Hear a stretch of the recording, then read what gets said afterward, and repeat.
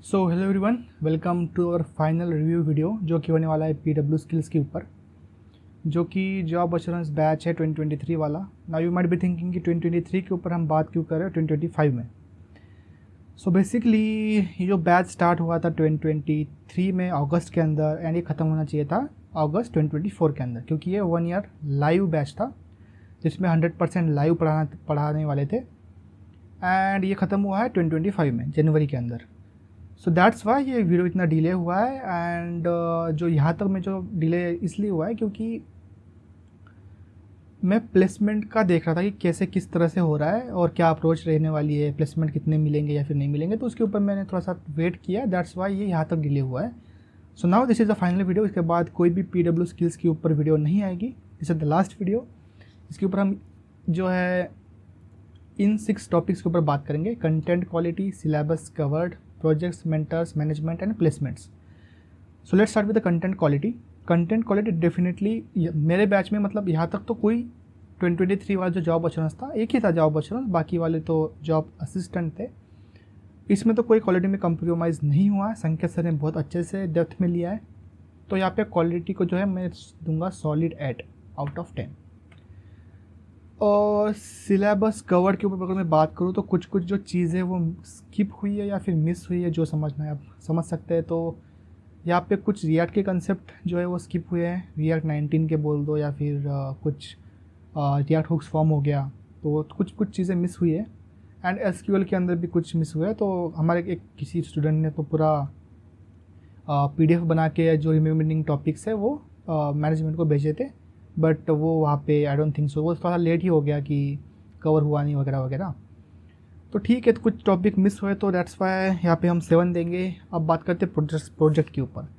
तो जो मेंशन किए गए थे project initially in the website, वो प्रोजेक्ट में बेसिकली वो नहीं किए गए हैं, ठीक है। एंड संकेत सर ने अपने एंड से अच्छे से प्रोजेक्ट्स लिए हैं, विच इज़ हैंगमैन ऐप हो गया, टियर लिस्ट ऐप हो गया, एक काइंड ऑफ इंस्टाग्राम बैकएंड हमने बनाया, फिर फुल स्टैक स्लैक बनाया जो भी अच्छा खासा क्लीन वे में, या फिर कॉम्प्लेक्स काइंड ऑफ कोड हमने लिखा। तो प्रोजेक्ट्स के अंदर जस्ट बिकॉज ऑफ संकेत सर, उनके एफर्ट की वजह से मैं इनको दूंगा 8.5, ठीक है। अभी मेंटर्स के ऊपर बात करते हैं। ये थोड़ा सा ओपिनियटेड होगा, थोड़ा सा आपका ओपिनियन हो सकता है, कुछ मेरा ओपिनियन हो सकता है, अलग अलग पर्सपेक्टिव हो सकता है, क्योंकि आई फील कि जब ये बैच लॉन्च हुआ तो हितेश सर के वजह से हमने इन्हें बैच लिया था, विश्वा मोहन की वजह से किसी और ने बैच लिया होगा। तो हुआ क्या कि इनिशियल जो पार्ट था HTML वगैरह या फिर बेसिक्स ऑफ जावास्क्रिप्ट, तो वो हितेश सर ने लिया। Then Hitesh sir, Vishwas sir and Chirag sir left the organisation, PW को छोड़ दिया। तो यहाँ पे यार अब एक पॉइंट ऑफ व्यू ये है कि कुछ लोग बोलेंगे कि पीडब्ल्यू की रिस्पॉन्सिबिलिटी कि उनको बैच ख़त्म होने के बाद उनको छोड़ना चाहिए था। अब कुछ लोग ये बोलेंगे कि एज अ मेंटर उनकी रिस्पॉन्सिबिलिटी ये है कि इन बिटवीन छोड़ के ना जाए अपने जो भी स्टूडेंट है उनको। तो यार ये अपना अपना पर्सपेक्टिव है, इसके ऊपर हम क्या ही कर सकते हैं। पीडब्ल्यू स्किल्स की भी गलती है, उनको थोड़ा सा स्ट्रिक्टली उनको बोलना चाहिए था कि बैच ख़त्म होने के बाद लेफ्ट करो। और मेंटर भी मुझे लगता है इन माय ओपिनियन उतने ही रिस्पॉन्सिबल है, क्योंकि बीच में छोड़ के जाना एज अ मेंटर, ये तो वही वाली बात आ गई, मतलब कि आपको अगर लगता है ठीक है तो बढ़िया है, नहीं लगता है तो कोई बात नहीं, क्या कर सकते हैं उसके अंदर। तो एज अ मेंटर भी आपको मतलब स्टूडेंट को अपना छोड़ना नहीं चाहिए बीच में। तो मुझे ये था, मेरा ओपिनियन है। अगेन अब डिफरेंट ओपिनियन है, उसके में क्या ही कर सकते हैं। तो मेंटर्स क्योंकि लेफ़्ट कर गए तो दैट्स वाई यहाँ पे भी मैं 7 ही दूंगा, ठीक है, कि मेंटर्स 6 देते हैं, क्योंकि मेंटर्स हम जैसे हितेश सर जितनी वैल्यू पुट कर सकते थे ना, मतलब वो अलग ही उनका टीचिंग स्टाइल है।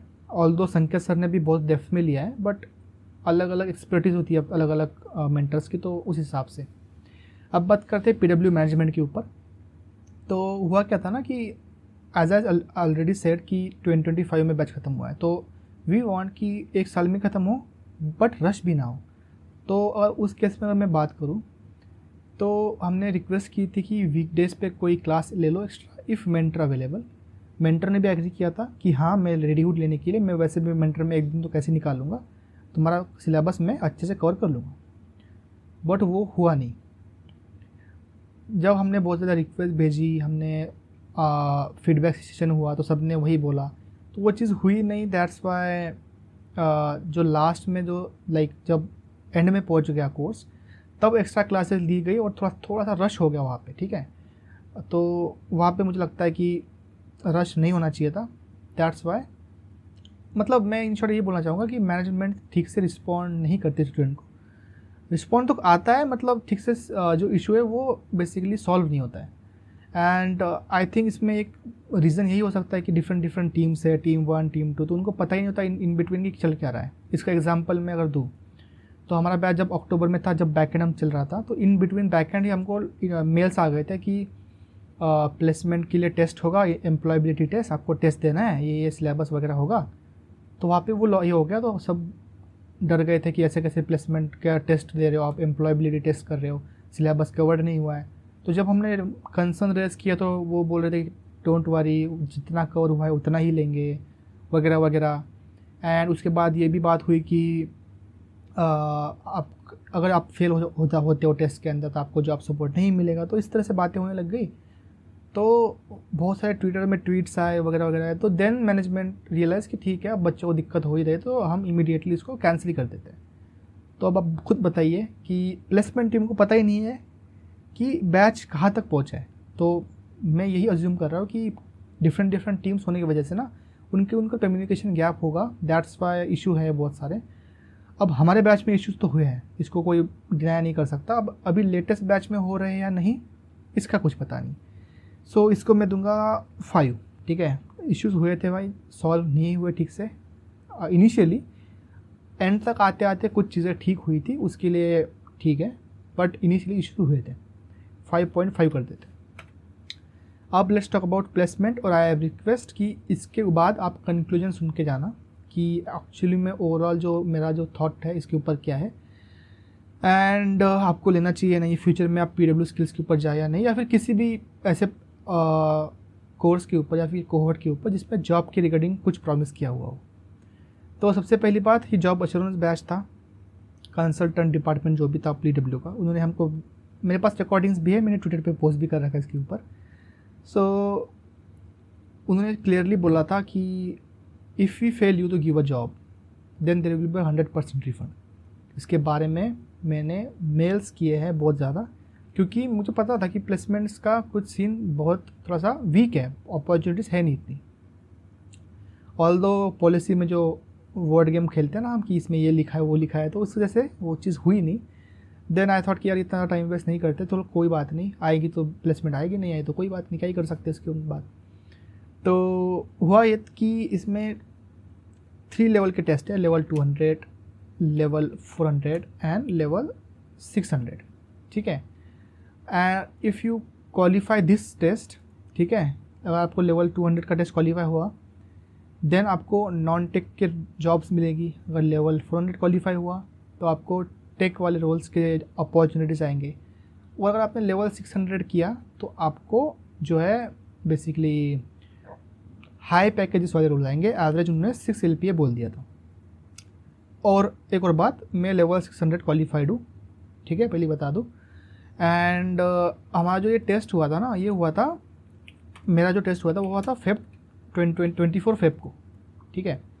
आप खुद काउंट कर लो 24 फेब से लेके अभी तक, ठीक है। इतने मतलब आई वेट फॉर 2-3 मंथ्स, ठीक है। मतलब फेब्रुअरी के बाद मैंने एक और महीना वेट किया कि प्लेसमेंट आई क्या, नहीं आ रहे थे।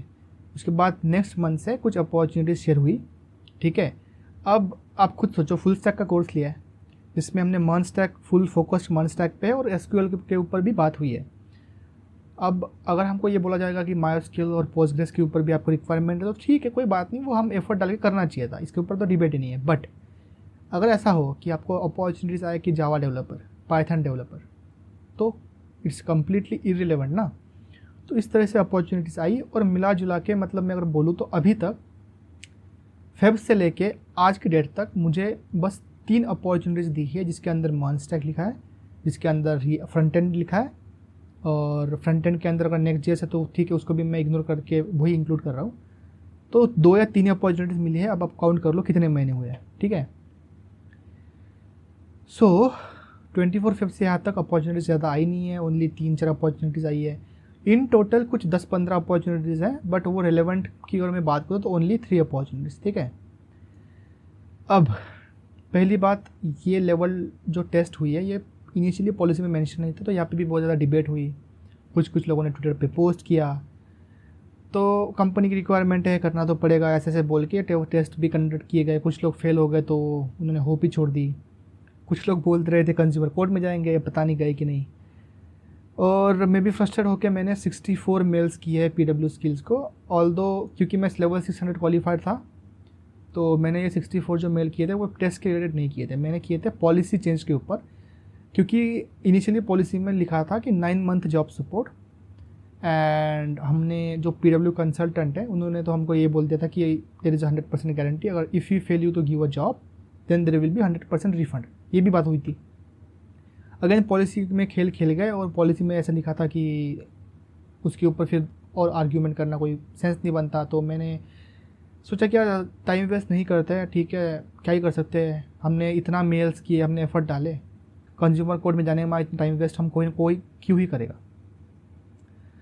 तो मैंने सोचा कि यार फालतू इसके ऊपर ज़्यादा टाइम वेस्ट नहीं करते हैं, हमने 64 मेल भेजे हैं, ट्विटर पे पोस्ट भी किया है, कोई कंक्लूजन ठीक से नहीं आ रहा है, अब जो है उसी के ऊपर अब होप करते हैं कि हो जाए सब कुछ सही। तो इस वजह से मैंने ना इसके बाद कोई मेल नहीं किया। सो इसके बाद जो ट्विटर का पोस्ट था वो थोड़ा सा ट्रेंड में चला गया, कुछ 200 व्यूज चले गए। Then PW again contact me, call किया, तो उन्होंने पूछा कि क्या इशू है वगैरह वगैरह। मैंने बोला कि अभी कोई इशू है नहीं, बस आप जॉब अपॉर्चुनिटीज भेजते रहो, बहुत कम अपॉर्चुनिटीज़ आ रही है। So the overall conclusion is कि आई हाईली रिकमेंड कि कोई भी जॉब एश्योरेंस प्रोग्राम है उसकी पॉलिसी पढ़ लो, ठीक है।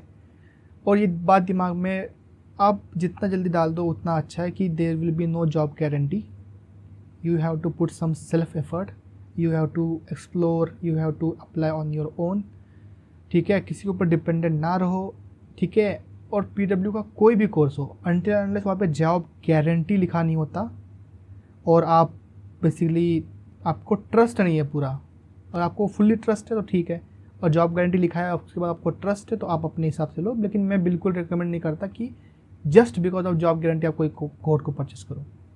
मार्केट में पे आफ्टर प्लेसमेंट और ऐसे प्रोग्राम अवेलेबल है जहाँ पे आपको ट्रेन किया जाएगा, आपको प्लेस कर दिया जाएगा, प्लेसमेंट के बाद आपसे EMI के थ्रू पेमेंट ली जाएगी। ऑल्दो वो ज़्यादा ही पेमेंट होती है, 2 लाख बहुत ज़्यादा अमाउंट है, बट वहाँ पे गारंटी है जॉब की, आपको इनिशियली कुछ भी पे नहीं करना है। तो वैसे प्रोग्राम्स में आप जा सकते हो, लेकिन इस होप में कि ऐसे कोर्स एनरोल करके आपको गारंटीड ही मिल जाएगी, तो इस होप में मत लेना।